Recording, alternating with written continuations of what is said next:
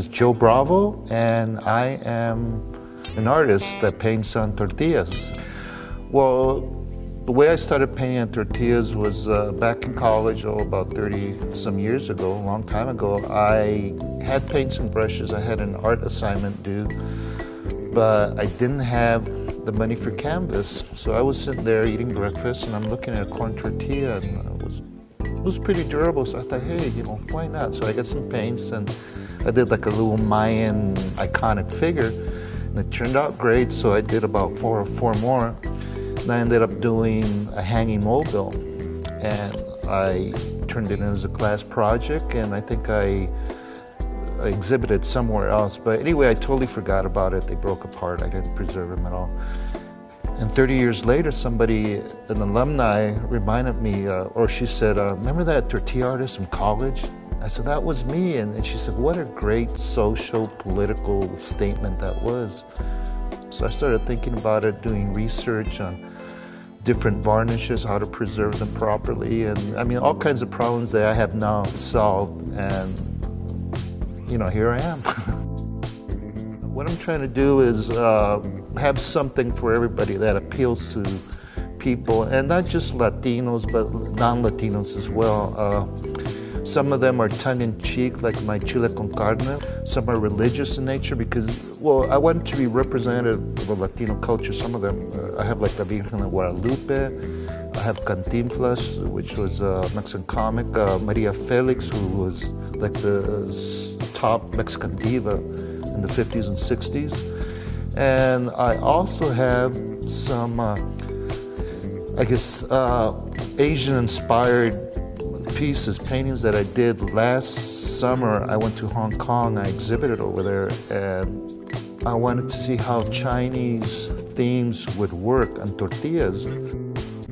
Basically, I started off with a smaller burrito size, store-bought tortillas, and they were huge, but when you dry them, they shrink a couple inches. So I finally found a tortilla manufacturer who makes me these like 28-inch tortillas, huge, and by the time they shrink, they're about 22, 24 inches once I dry them.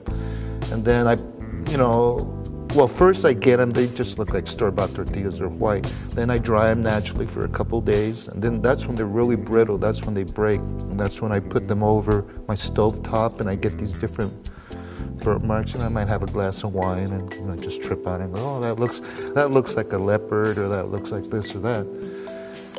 And after I do that, then I coat them with varnish on both sides. And I put several coats, and I'm usually working with about 5 or 6 of them. That way I have a choice when I'm ready to paint something. I'll have a choice to pick from. And then I start painting, or I get one and I paint on it, and then I put more coats of varnish. And there's just several steps through the process. One problem I had early on was they curl up.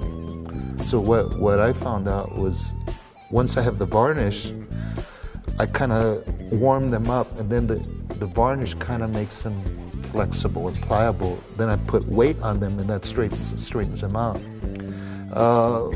Essentially, the tortillas are encased in plastic because the varnish that I used to do murals, and I used to coat walls, with this exterior varnish. So that's why I'm using on tortillas, and that's why I think they're going to last several hundred years before they need restoration.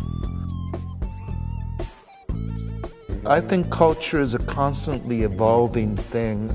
Just like when the Spaniards first came to Mexico, there were no Mexicans, there were just Indians. So with the melting of the Spanish culture with the Indian culture, we got the Mexican culture. And I think now with the Mexican and American culture, we're getting like a Chicano or Mexican culture. But not just that, we're also getting influenced by Chinese art, by all these different cultures, especially Los Angeles. You have like the melting pot of the world there.